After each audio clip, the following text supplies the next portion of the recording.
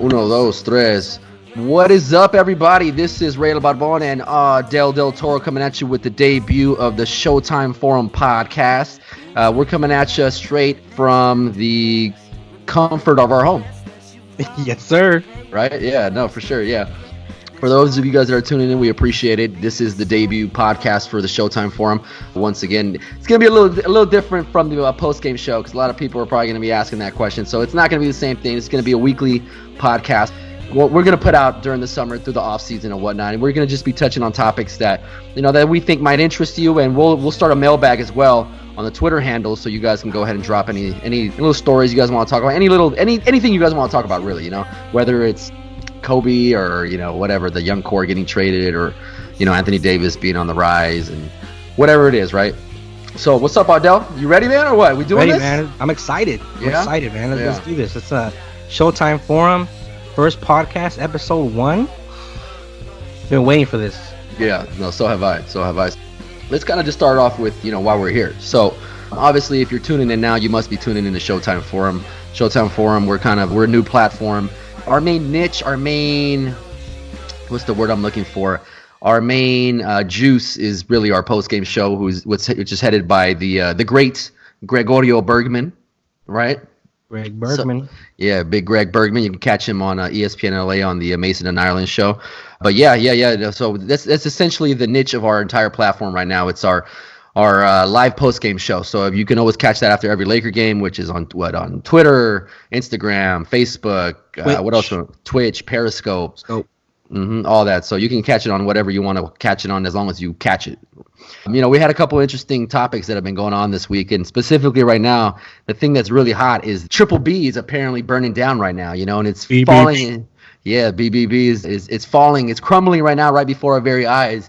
But I don't think it is what it is either way. Like, I know a lot of people are really, really happy right now to see this empire, come crumbling down, right? Because everybody's been kind of waiting for this moment. Me personally, I'm not going to say that I'm invested in BBB, but I kind of wanted to see it. I kind of wanted to see it disrupt things, because right now, if you really get into the shoe game, you got Nike, Reebok, Puma, all the big name brands. And other than that, you're really not going to get a piece of the pie. So the fact that LeVar was able to even take as much as he did from the pie, to me, was impressive. Just as an average Joe who's trying to make it, who's trying to get my own cut, I had to root for the guy. So I've never really understood the hate that BBB got. I know it's primarily because of LeVar and his attitude and whatnot, but to me, this is a sad moment right now. It's a sad moment, but I don't think it is what it is. I don't think it is what it is. I don't know where you stand with the whole thing, but for me, it's leaving a sour taste in my mouth. Yeah, well, as far as the BBB brand, it didn't really take off like they thought it was going to take off. Nothing wrong with the shoes and the clothes and all that. I just think the slogan and the actual name of the brand is kind of cheesy, kind of corny. Like, when you call someone a big baller nowadays, it's kind of like, oh, come on, bro. Like, you're using the word baller. Like, it's kind of cheesy, right? Or wrong? Well, yeah, it's unless you're a baller. Then I get. Well, we'll see that maybe that's why it's not cheesy to me, bro. Or we're just not big ballers. That's why it's cheesy to us. Maybe. No, but it's the brand name. I think was kind of cheesy, kind of corny. But as far as the product, the merchandise, and the shoes are great shoes. They were being reviewed by Nightwing 2303, which is one of the best sneaker reviewers on YouTube, and he actually did a test on them, performance review, the traction, the sole, everything is great on it. It's a good shoe. It's comfortable. So it's nothing to do with the shoe being a cause of Lonzo's injury or anything like that. But like I said, to me, it was just the brand name that was kind of corny, and that's why I don't think it went as far as it could have. If they would have had something like better that stuck around more, it might have done better. But at the end of the day, it wasn't even anything to do with the brand or the shoes or the merchandise. It was Alan Foster. Well, yeah, I guess it is Alan Foster. What's so funny is that I remember watching like Ball in the Fam and all that stuff, and hearing LeVar rave about Alan Foster and all that stuff, and I was like, oh, this guy must be a really smart cat. Right. And now that Ramona dropped that interesting story on ESPN, man, I'm like, damn, you think you know people, man.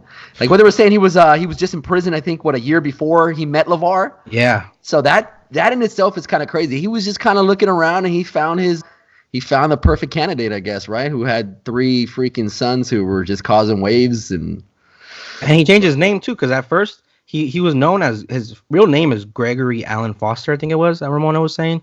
So he came out saying, I'm Alan Foster. He used his middle name. So when Ramona was doing intel and trying to get a background on him, she couldn't find anything on him because there was no Alan Foster until she finally figured out that it was Gregory Alan Foster. Damn, it's always the Gregs, man. It's always the Gregs you gotta look out for, man. It's like always Greg Bergman.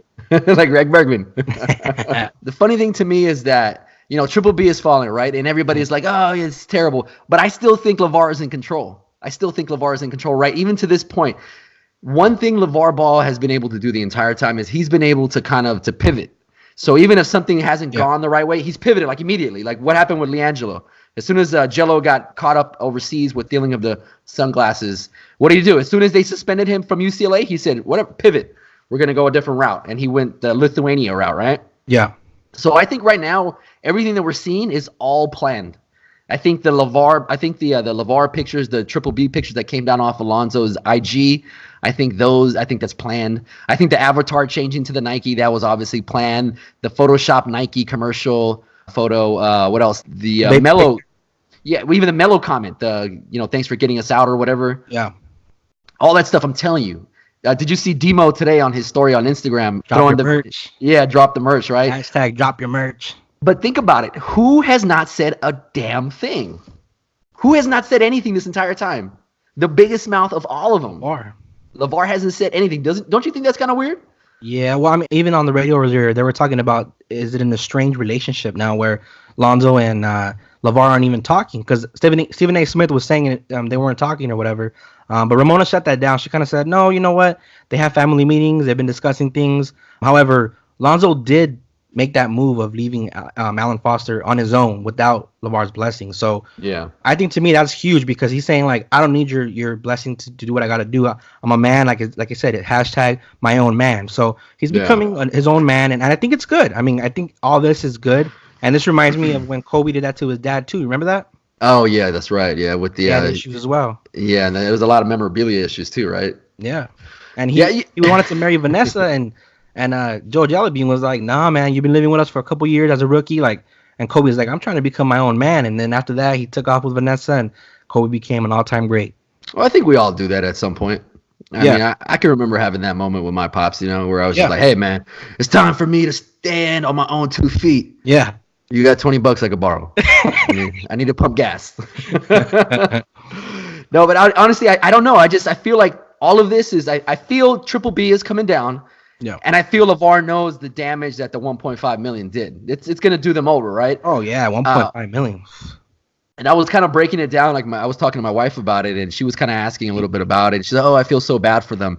But I started breaking down like the percentage of what they own and how much they made, and just kind of throwing out spitballing and stuff. And I was like kind of showing her the fact that 1.5 million for them, it's a big chunk. It's a big chunk of cash, especially when you can't find it anywhere. Mm-hmm. I just think that everything right now that's going on is all planned, and it's all a part of the controlling narrative, which is Lonzo's leaving, right? So Lonzo's he's his own man. That's the story right now, right? Oh my God, I can't believe him. He's taking off and flying on his own.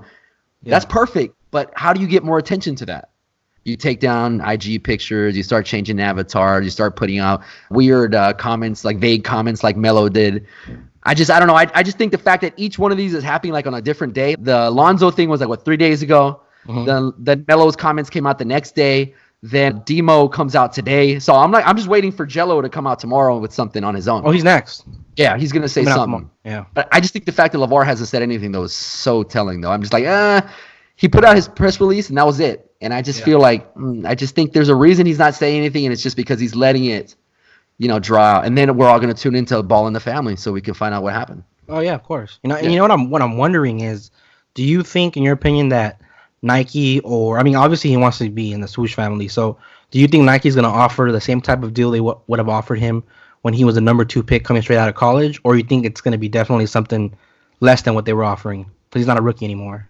Just basic negotiations, they're probably going to come back with something less. I can't imagine that they're going to come back with the same. But at the same time, he's got the biggest Nike guy on his side with LeBron. So, LeBron likes to come to bat for people. So I wouldn't be surprised if LeBron's, kind of pushing stuff behind the scenes, to make sure this fool gets paid. But I don't know. I just, that's my personal opinion. I feel like it's going down, but I do feel like LeVar's still kind of controlling the whole thing. I don't know. I'm kind of 50-50. I could see LeVar still being involved somehow, but I really do believe that Lonzo is becoming his own man, quote unquote. So, I mean, I feel like he's going to be doing his own thing now, and Demo's gonna be having his back as his manager, and no more LeVar Ball daddy. No more daddy. Maybe, but it sounds like still brothers though. Oh yeah, for sure. Yeah, their brothers are gonna get all that Nike pack, the Nike boxes full of kicks and gear for sure. Yeah, if you look at even LeVar's press release, he said something like, along the lines of, this went down or whatever, but we're gonna make it right. So when I read his press release, I didn't think anything was going down between Lonzo and LeVar. Yeah. And I know everybody's talking about the fact that all the pictures came down. Who saw the pictures before they came down? Like I didn't see the. Yeah, I don't remember either. Yeah, I can. I mean, I see all the pictures are gone now, I guess, if there were pictures, but I don't know. It's just it feels kind of weird for that entire family to kind of get brought down off of somebody else stealing money from them, Yeah, it's like a scheme, huh? Yeah. But, I guess they're going to stick together. Speaking of sticking together, I don't know if you saw LeBron, his little quote that he dropped where he came out and he was sitting there mimicking Greg's post. Did you see that? LeBron came out and he sat there and he literally mocked Greg Bergman's post. Yeah. A picture that Greg Bergman put up on his knees. Well, not on his knees, but on his knees, kneeling down, looking down, and LeBron went and copied it completely. The same exact photo. Dude, crazy. But, dude, I'm just really glad that LeBron is as humble as he is, though. That's like what I'm really happy about. Because if he was all full of himself, I couldn't even imagine what would go down with us. It would all be about him. He'd probably still be racking up stats, and we'd probably be losing. But I'm just glad that he is just such a humble guy. He's able to put out a post like that and say, that the drought's going to be over and blah, blah, blah, and all this. I don't know, man. At this point, I'm kind of just, I'm just so I'm indifferent to these posts now with LeBron. So you don't think that post was meaningful? No. I feel like it was a way to kind of put out the fire. And maybe he has knowledge that we don't. Maybe he knows that, hey, somebody's coming here in the off season or something, but I'm just over it, man. I'm just over it. I'm just so over all the little secretive posts, all the timing of his posts and all this stuff. It's just like, dude, I wish if he was putting this much effort into his game right now as he was to his Instagram game, then maybe, we wouldn't but he kind of is balling right now. He got a triple-double the other day, and I know numbers are numbers and it is what it is, and the games don't count. But you got to give him respect and props for still playing. Wake up. Come on, man. You got to give him props for still playing. And he can easily have shut it down and said, I'm going to rest for the rest of the year, summer. Yeah. I'll come back next year. But he's playing. And he even said, I don't want to cheat the basketball gods. And it's true. That's real talk. Respect that. Yeah, but you know what? But the smart thing right now is for him to not play. He should not be playing right now. There's no reason he should be playing. Absolutely none. To me, at this point, it kind of goes back to the stat padding that he's been accused of, right? Yeah.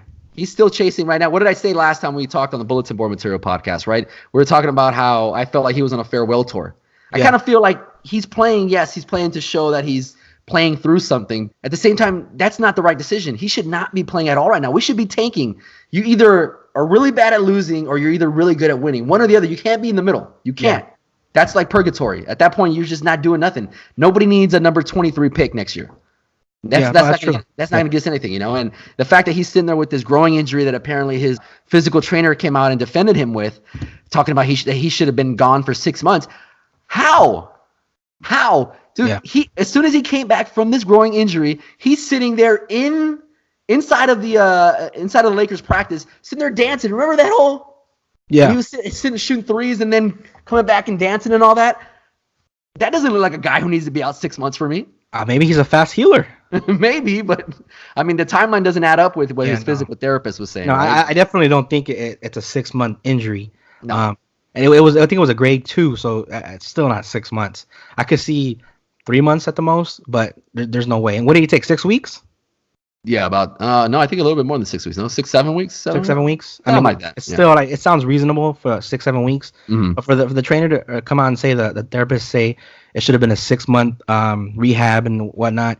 Come on, man. LeBron's a freak of nature, bro. He's gonna come back in 6 weeks. Kobe would have been back in 4 weeks, but that's another story. Yeah, I was gonna say it, but that's Kobe, bro. That's Kobe, you know. And then we go back to the Kobe-Desians and all that stuff. Yeah, you know? Never mind. I'm not gonna defend Kobe today. Yeah, man. I don't know, man. I've never, even the last few losing seasons, I don't remember being just so what's the word? So disconnected from the team. Like right now, the last week or two, for sure, dude, I don't really care. Like I don't even care to watch. Yeah. Like I'll pop in there here and there and watch a bit here and there, but it's just like I'm just so over it, man. I'm over JaVale sitting there fumbling the ball all over the place. Yeah. I'm over Lance and his antics. I'm just over all of it, dude. Yeah, no, and trust me, I don't even want to watch the games, and I don't even want to pay attention to what's going on. I mean, it's part of what we do and what we kind of put together here. Yeah. But, and it's kind of unfair, too, to the kids and the kids that go out there and they pay a lot of money and their parents pay a lot of money for them to go watch these stars play. That's why I give LeBron respect, because if that was my son or even myself, for example, if I paid a lot of money to go watch LeBron play and LeBron wasn't playing, I'd be upset. So that's why I respect him for still playing and showing up to these games. I mean, I get that part because I did go to a game earlier this season, and of course he was hurt, so I didn't get a chance to see him. You know, I understood. I wasn't sitting there holding it against him or anything. I just, at this point, if you're a Laker fan, I know you want to see him and all that, but you got to know that the right move right now is for him to sit. There's no reason he should be playing at all. Like, not at all, dude. Like, not at all. You know, then that kind of leads us to the fact that, you know, here we are sitting here waiting till the offseason, and some of the rumors that came out today, or not today, but the last few days, is that Jason Kidd is over here stirring the pot, right? So yeah, we got, and I think you probably let me get some of these quotes up because he's like begging for the job, man. Begging. He's got Woj working overtime right now. Yeah, he's got Woj working overtime, and then he's on the ESPN The Jump saying, when you look at the Lakers as a whole, it's a franchise that's one of the best in the world, not just in the NBA, but the world. And so if you ever have the opportunity to wear purple and gold, you cannot turn that down. As a coach, as a player, because they're all about championships. And so they have a process. They have a young team, and then they have LeBron James, and he kind of sped up things. And so he wants to win now, but I think, again, it takes time. I don't want Jason Kidd. That sounded great. No, yeah, it sounds good. He's like saying the right things to get this job. Oh, but so was Mark Jackson saying the right things too. Oh yeah, but Mark Jackson's always saying the right things, right? Yeah. He spends his entire career saying the right things. Oh man, I don't know, man. I'm so over the whole fiasco. I'm just at this point. I just want the summer to come. I want whatever's going to happen to happen. Next year's going to be a much better season. I'm not really worried about that, but I'm just so over this season. I'm so worried. Definitely. I'm over talking about the draft. I'm over talking about LeBron and, you know, Lonzo and keep the core and take them, you know, whatever. I'm over it, dude. I'm just so over it. It's just like let's fast forward. Let's simulate the rest of the season, the draft, the championship. Let's give the Golden State Warriors a championship already. Let's get into July 1st. And I mean, if you want to put money on the side, we can talk later. We could put some of that. We call it on ESPN Radio. That what money? Hypothetical money, or what is it? Yeah, we could do some of that if you want on the side. But we could do that. Yes, we could start our own hypothetical money here, man. Our funny money. We could call it funny money. Funny money. That's a good one. All right. So how much funny money you want to put up on this? How much are we getting? Okay, so let's start off with. How about we just start off with a G? Okay. You know, we're not ballers, right? We've already established that. So we'll start off with a G. So I'm putting up. You know what? I'm gonna go all in, bro. I'm gonna go all in. Okay. G. I'm just going. I'm gonna go 800 because I want to at least keep $200 if I'm out. All right, let me keep a dollar then. I'll keep a dollar. My 800 is on Golden State Warriors to win it all. The only reason I think, dude, I'm just telling you, I don't think they're gonna pull it off this season. I think there's way too much competition. I just think there's too much competition right now. Coming out of the East or the West? I think Philly is like a bona fide threat. I think OKC, under the right circumstances, could take them out. Philly just lost to the Magic by like 15 or 20. It's a regular season. And Jimmy Butler looks like trash next to that lineup. Well, I mean, it's not so much because of Jimmy, but Embiid to me, dude. Embiid to me is a top 10 guy. You know, he is a freaking beast. Yeah, I mean, Boston handled them too, and Boston kind of sucks. They handle them, they own them. So I mean, a better argument would have been if you would have said Toronto or Milwaukee to win it all. Then I would have said, okay, maybe I should put 500 instead. But you're going with Philly. That's kind of. See, but for me, Toronto, I mean, outside of Kawhi, who do they really have? I mean, Lowry, you know, in the postseason, he disappears every postseason. So he's not going to be around. So at that point, you got Kawhi, and then you got these role players. Role players are great, but I mean, remember the Atlanta Hawks a few seasons back when they won, I don't know how many, 50-plus games? And there was pretty much a bunch of role players. DeMarre Carroll and who else was on that squad? Al Horford was on the squad. A bunch of role players and Al Horford pretty much. And what happened when they went into the playoffs? Nothing. No, you're right. You have to have star power, and Philly does definitely have that. But I still would have went with Milwaukee or Even Boston or even. Well, yeah, but I just threw out Philly as an example. But even Milwaukee, I thought you were going with Philly. No, I'm not going with Philly. Where's your money at? Oh, where my you know what? If I really got to put my money somewhere, like my actual real fake money, I'll probably have to put it. I don't know, man. I don't know. I feel like it's their time, so I'm gonna, dude. Right now, I just wanted to say the Houston Rockets, man. Oh. Dude, I don't. They're playing pretty well right now, man.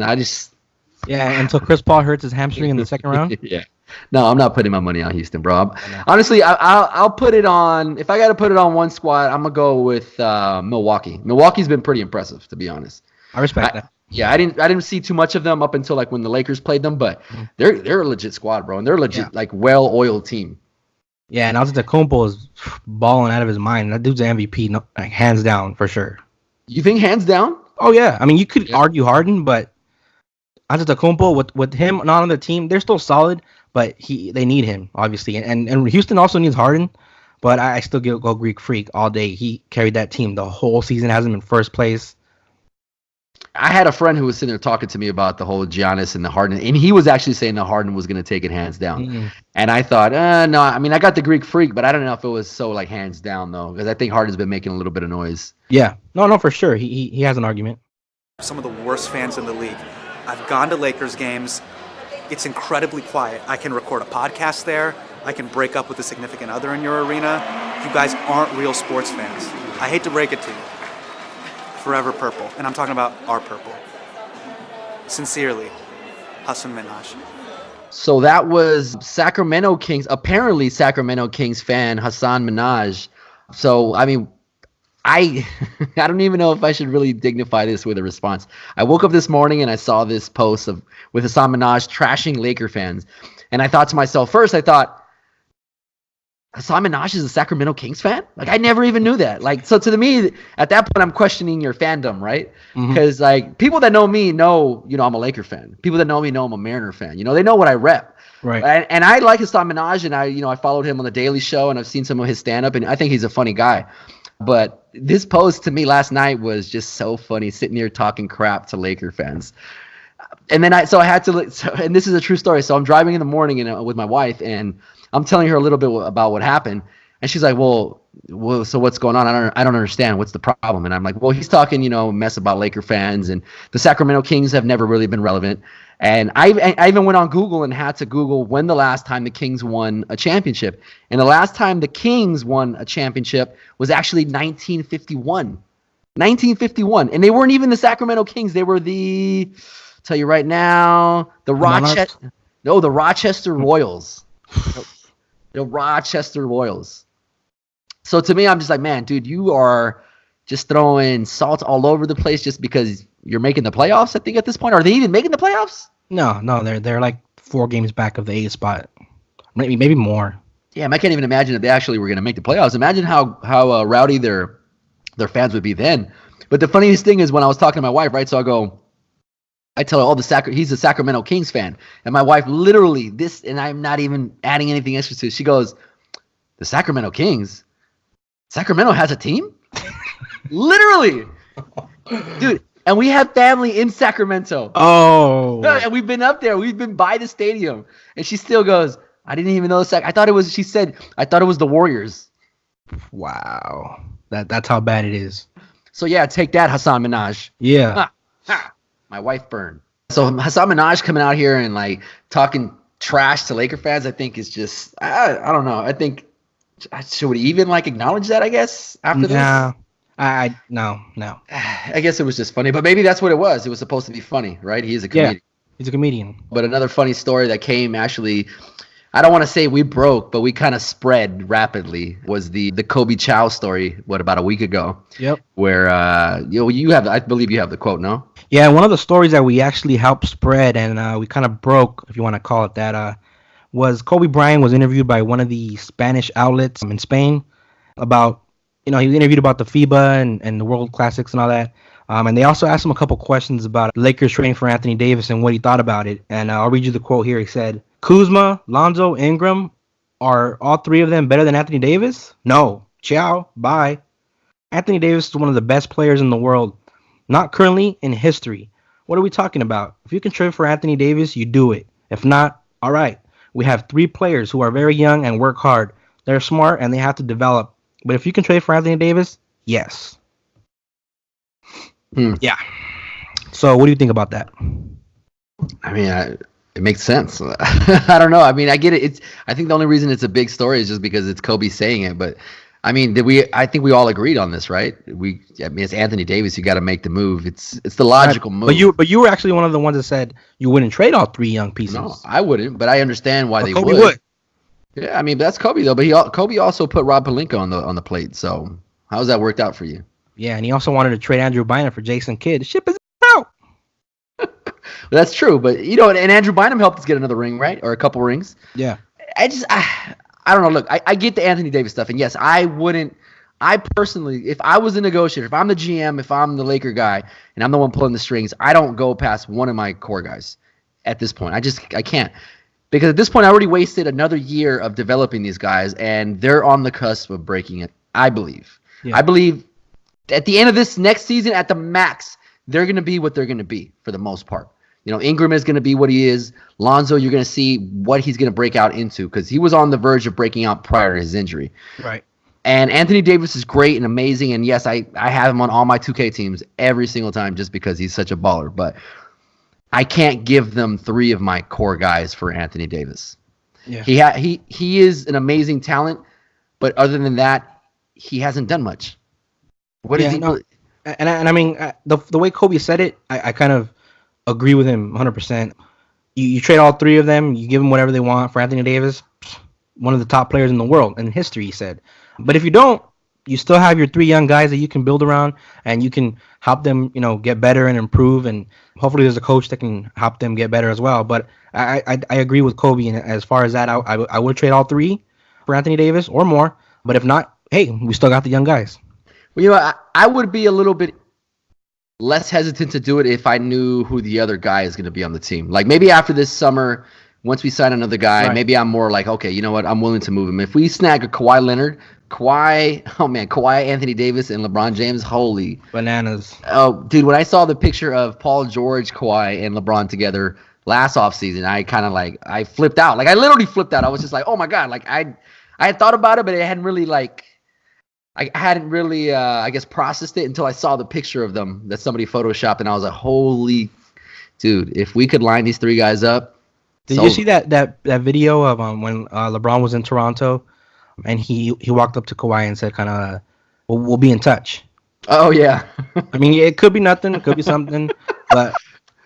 Dude, all that is LeBron giving everybody the middle finger, dude. LeBron has been doing it all season long. He's been like, oh, I can't say this. Oh, I can't say that. Watch me. Yeah. Watch me. Just watch me. Dude, his show on The Shop, when he had, what's his face? Antonio Brown. It was Antonio Brown and Anthony Davis, right? Anthony Davis, Dude, the entire time I was just watching this show, and I'm like, oh my goodness. I'm like, LeBron is so above the NBA. Like right now, like the NBA can't touch this guy right now. Like there's nothing they can do to this guy. If they were to come on, try to I don't want to say punish, but if they want to reprimand him with anything, I don't think it phases him. He's got way too much money. He's got way too much power. He's got way too much influence. At this point, that shop that was tampering 101, man. Whoo. Dude, he was just pretty much. Only thing I needed to see was his arm around Anthony Davis. Yeah, that's I was just like, dude, just put your arm around him, or just letting him hold a Laker jersey on the side, like yeah, or the Laker jersey, like in the background, like in the back, see it just sticking out, that's right? Funny. But dude, even Antonio Brown, like this is kind of off the subject, but Antonio Brown on that show, what is up with this guy's mustache? What is up with the blonde one? Oh my God, dude, what is up with the bleach mustache? Who told him that looks good? Yeah, no, that guy's a weirdo. To me, it was he's a baller though. Definitely a baller, but not I just thought it was though. No, not a big baller, because right now he'd be 40% off, 40 to 50% off, site wide, right? Yeah. This was mustache. I couldn't take him serious because I kept looking at his mustache. And he was talking that mess too, though. Oh yeah, that's what I'm saying. That the entire shop episode to me it was just so funny. And then they had 2 Chainz in there for some reason. I don't know what he really brought to the conversation. I don't know, man. This whole season, I just really want to forget like ASAP. I'm so over it. I'm so done with it. I just hope that tonight when I go to sleep, I wake up and it's the start of next season. and I already know who we have, who's coaching us. At this point, honestly, let's just keep Luke. No.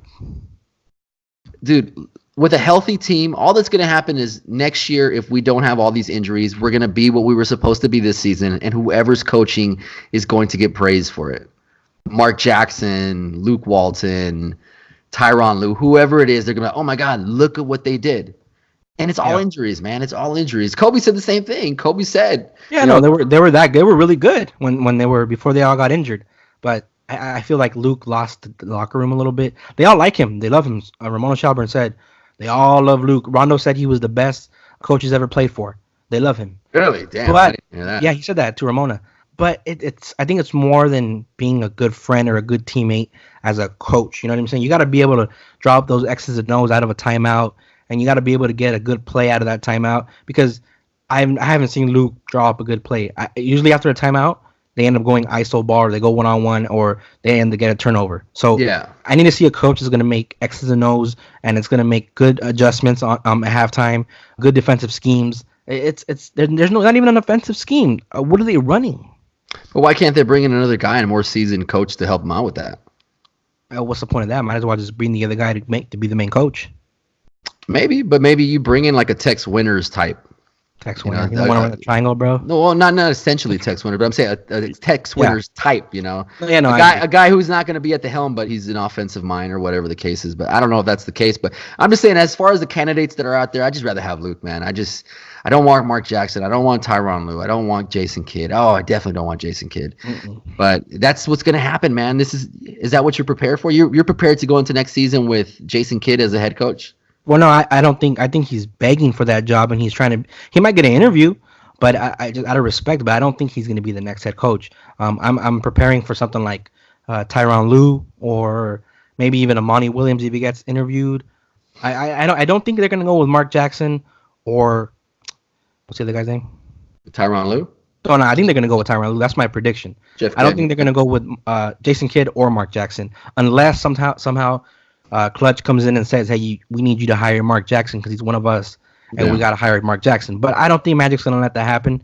So at the end of the day, I think Tyronn Lue is kind of like meeting you 50-50, meeting you halfway. I know LeBron respects Tyronn Lue. According to David Griffin, who was his GM, LeBron loves Tyronn Lue, and he respects him. And David Griffin says Tyronn Lue was one of the best at calling plays out of a timeout, that teams would be in a zone defense out of a timeout because they didn't want to get embarrassed by the play that Tyronn Lue was going to call. Well, he can't be any worse. I get it. I just at this point, like I said, I'm just kind of over it. I'm kind of over talking about it. Like even my voice, I even feel like I don't feel like I even have any energy to have this conversation right now. To me, at this point, I'm just like, let's just fast forward. Yeah, fast forward. You know, and at this point, I'm just done with the season, man. I'm done with the season. Even like this D'Angelo Russell narrative that we had going on like a week ago, it's just ridiculous. Like, oh my God, D'Angelo Russell, he himself eliminated us from the playoffs, man. That must have been so satisfying for him. Even though he knew probably for like a month prior to this game that we were done and we were already toast, right? Yep. But, you know, everybody loves it, man. And D'Angelo didn't even have such a great game. He had that chase down block that LeBron got on him and all that. But, you know, Brooklyn's just a better team at this point. And D'Angelo to me is just...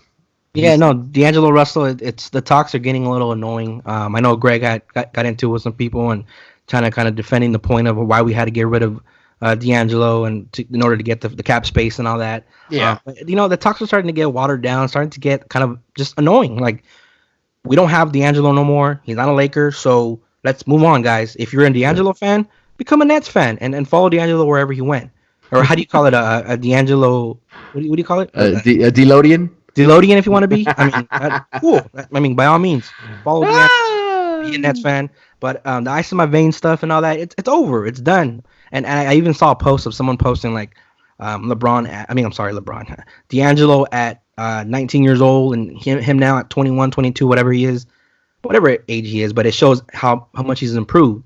And it's like, oh, wow, like a 19-year-old is not as good as a 23-year-old. That's so crazy. Wow, he grew. Of course. Let Lonzo, let Ingram, everyone else, let them grow. And at 23, 24, you're going to say, wow, they got so good. I was going to say, let Zubac just let him develop. I caught a bit of the game the other day, and he came out in his Clippers jersey, and it's just such a weird thing to me every time I see him in that Clippers jersey. So sad. I think at this point we're both clearly over it, and I think this is probably a good time to start signing off. But I want to thank everybody who had a chance to catch our initial debut to the Showtime Forum Podcast. We're going to try to build this a little bit more. Obviously, our platform is new. Our platform is for you, so we kind of hope that you guys will help guide this podcast the way you guys want it to go. We'll start a mailbag as well on Twitter, so you guys can kind of get your questions in, comments, whatever you guys want to talk about, your topics in for the next podcast, and anything you guys think will be great to put on the podcast. Feel free to comment, drop a line to Audel on Twitter at Showtime Forum. You can drop me on Instagram at Showtime Forum. If you want to catch us on our own platforms, you can catch Audeezy on Twitter as Audeezy, AUDEEZY _ right? Yes, sir. And you can catch me on Twitter under Rey_El Barbon. That's REY_ELBARBON. I was about to start singing the Wonder Bread song right now for a second. From us and everybody at the Showtime platform, thank you very much, and we will catch you guys next week. Peace. Yeet. I smelled it, baby, let me buy you, not the brand, 'cause what it looks like and what you look like is that